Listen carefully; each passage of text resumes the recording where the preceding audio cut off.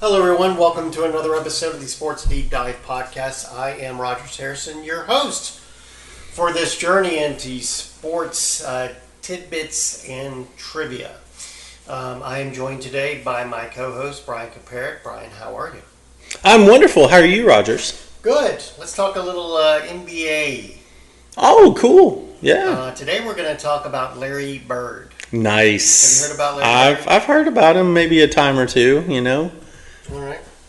Larry Bird was nicknamed the Hick from French Lick. That's right. Or some refer to him as Larry Legend. He likes that. Yes. He is considered one of the greatest players in the history of the NBA. Agreed.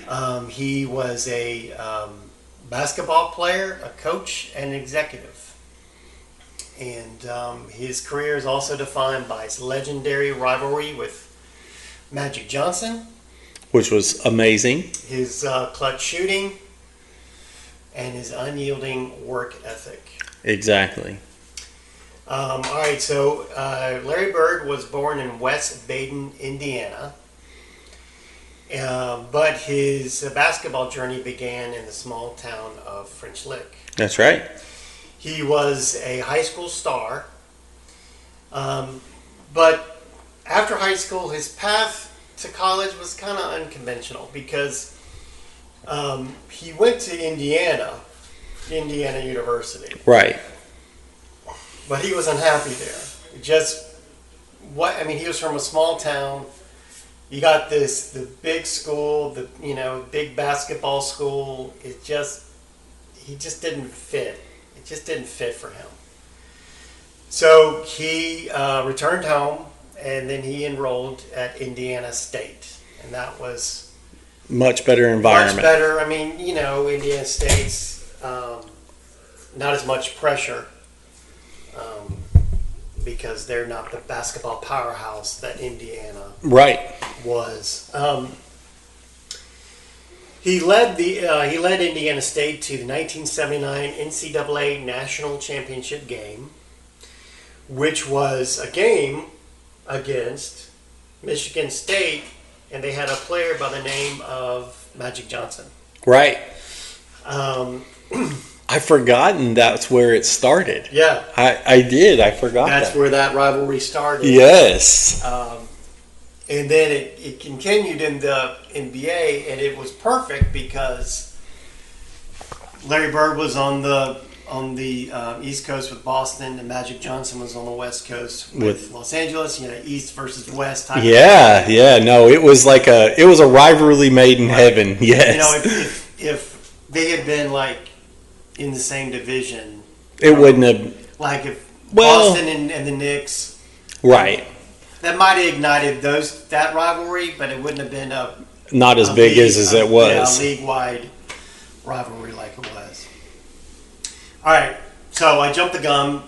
Spoiler alert: Larry Bird was drafted by the Boston Celtics in 1970. Yep. He joined the team for the 79-80 season, and immediately he made an impact on the team. He won Rookie of the Year award. Helping to turn the Celtics from a 29-win team the previous season into a 61-win powerhouse. Yep. That's a big turnaround. A huge turnaround. He played in the NBA for 13 years, all with the Boston Celtics. Yep. And you're saying, wow, 13 years, that's not really long for a basketball player. But he had some back issues. Yeah. That kind of, in fact, later on in his career, you could see him on the sidelines just lying on the floor in front of the bench when he wasn't in the game. Trying to get us back to chill out. Yeah. Yeah. Type of thing. I remember that. Yeah. Yeah. All right, his 13-year career with the Celtics. Let's talk about it. Championships. He led the Celtics to 3 NBA championships: 1981, 1984, 1986. I remember the 86 one. That was against the Houston Rockets. I remember that one too. King the Dream.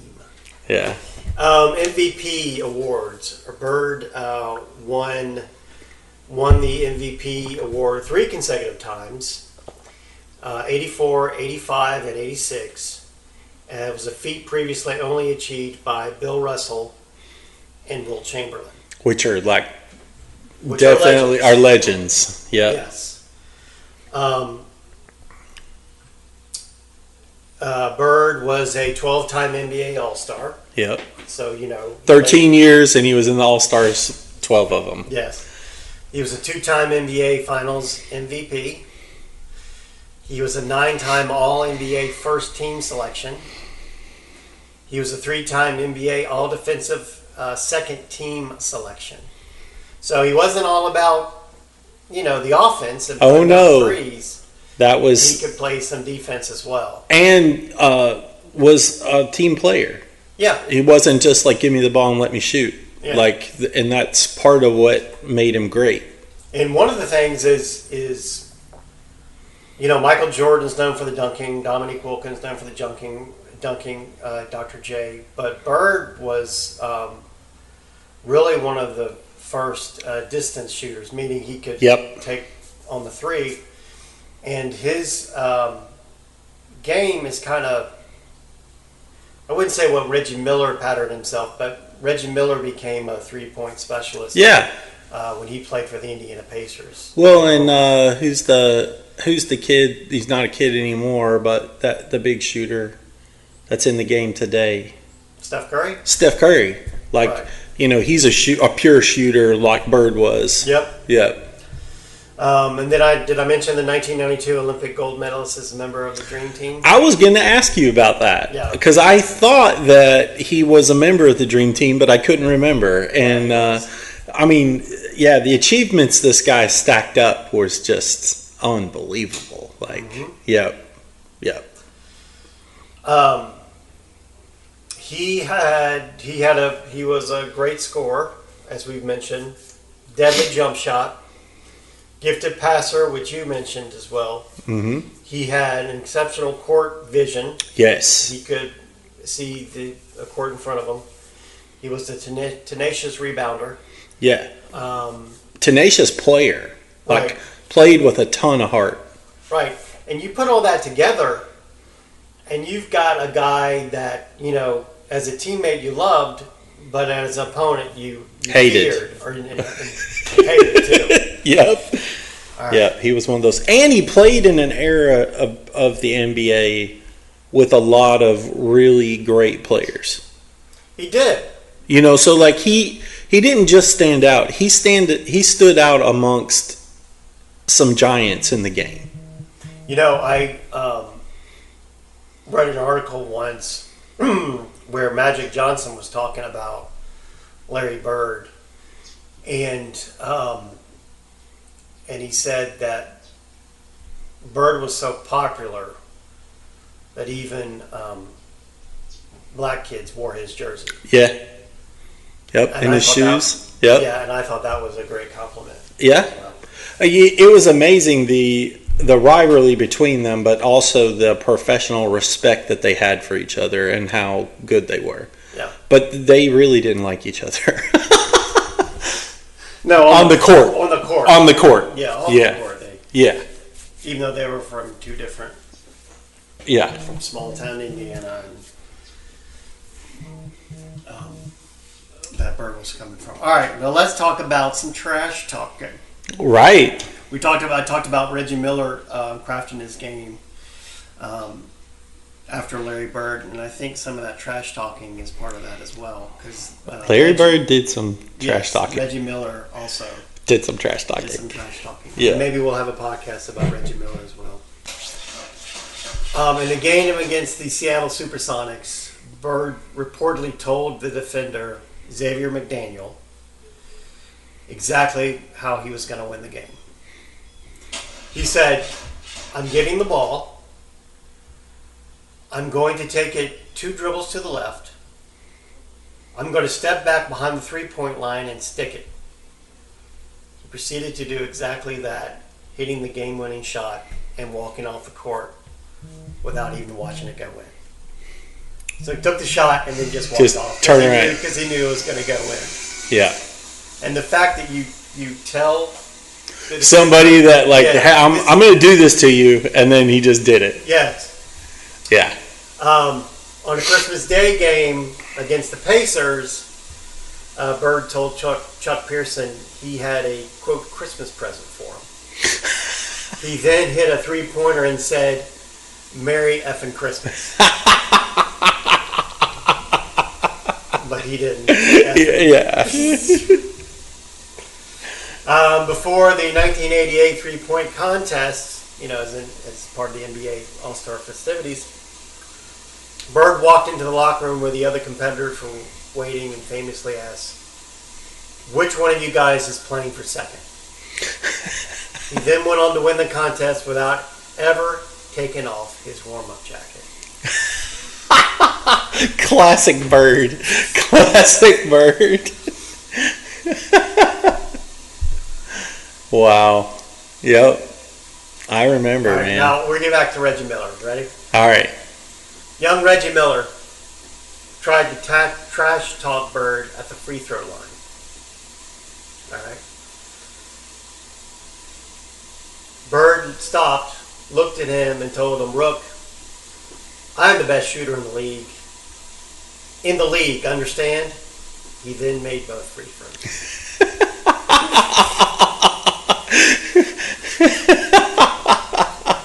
In the league. I love it. I love it. And so that just shows that, not only could he talk the trash, but he could back it up. Oh, he was definitely one that didn't talk trash and not be able to back it up. He could back it up every time. Yes. Which made it all the worse for the opponent. Whether it's Xavier McDaniel, Chuck Pearson, or Reggie Miller. It doesn't matter. Yep. As we mentioned, his career was cut short because of his back problems. After his playing career, he went on to become the general manager of the Indiana Pacers. So he basically went home. Yep. And now he's still living in Indiana, but just lives a low profile. Yeah. His number 33 is retired by the Celtics and is hanging in the Boston. Rightly so. TD Garden rafters. But yeah, that's just a little sports deep dive into Larry Bird. Yep, a prolific player of my childhood, and just the battles that the Celtics had with lots of teams, but with him at the helm was pretty amazing. Now, when you were growing up, were you rooting for the Pistons back then? I was, yeah. Okay. Yep. So he and Isaiah Thomas used to battle. Oh, constantly. Yeah. Yeah. The Celtics and the Pistons had some pretty epic games. Yeah. They were both good around the same time. So the Bad Boys. The Bad Boys, right? Yeah. We should do a podcast sometime on Bill Laimbeer. Okay. I was just picking the baddest of the Bad Boys. The baddest of the Bad Boys. Who then, I know we're talking about Larry Bird, but Bill Laimbeer did go on and coach, I believe, the Detroit WNBA team. Yeah. Yeah. Yeah. Yeah. So he had to tone down his act. In front of the ladies. Exactly. All right, well, this concludes this week's episode of the Sports Deep Dive podcast. As a reminder, we are still commercial-free. We want to thank everybody who subscribes and listens to us on a weekly basis. We try to keep these sports deep dive podcasts short and sweet so you can listen to it while you're getting ready to go take on your day or while you're commuting in your car or truck. So for Brian Kaparick, this is Rogers Harrison, and I'm just going to say so long, everyone.